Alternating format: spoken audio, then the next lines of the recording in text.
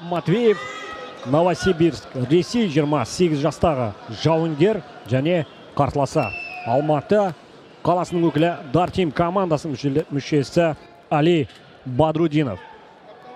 Виктор Матвеевтің бұған дейін өткізген 10 жекпе-жегі 7 жеңісі бар. 3 айқаста қарсыласына есе жіберген.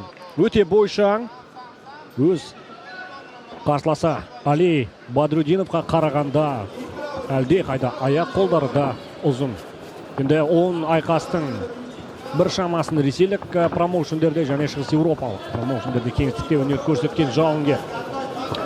Это при том, что рост Бадрудинова 1,85 м, но башни из Новосибирска, Матвеев выше его еще на 10 сантиметров. Высоченный боец из России по прозвищу Русич. Хороший лоу-кик, хороший лоу-кик. Бадрудинов попал классно, нужно менять стойку Русичу, но он еще один лоу-кик запускает. Калф-кик. Русич уже в один момент, просто Матвеев, по-моему, хотел отказаться от продолжения боя. Вот это лоу-кики! Бадрудинов. И перевод, по-видимому, состоится. Бұндай соққымен егер Али Бадрудинов қарсыласын нокаутқа жіберетін болса, шындығында найзаның тарихында қалатын еді. Өте бойшаң қарсыласты хай-кик соққысымен нокаутқа жіберу, тіпті құлатудың өзі қандай керемет көрініс. Ал енді қазір Матвеев осылайша партерге өзі де ыңғайын берген сияқты.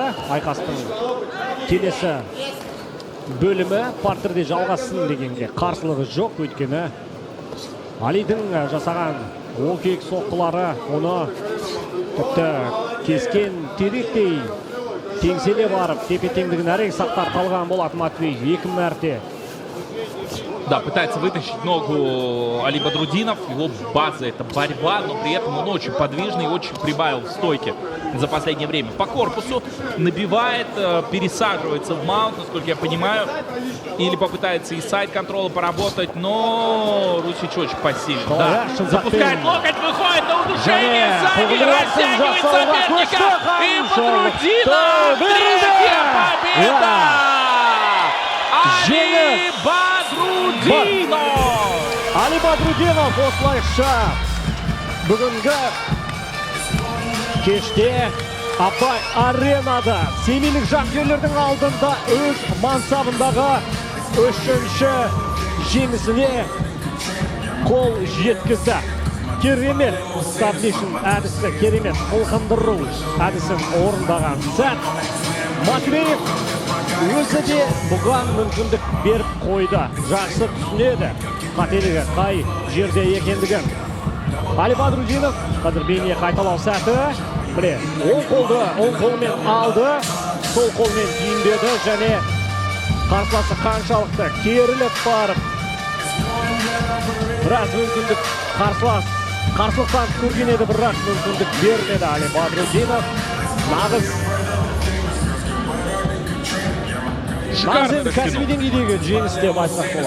Шикарно растянул Бадрудинов, очень быстро вышел за спину и молниеносно совершил это движение, не оставив шансов Матвееву.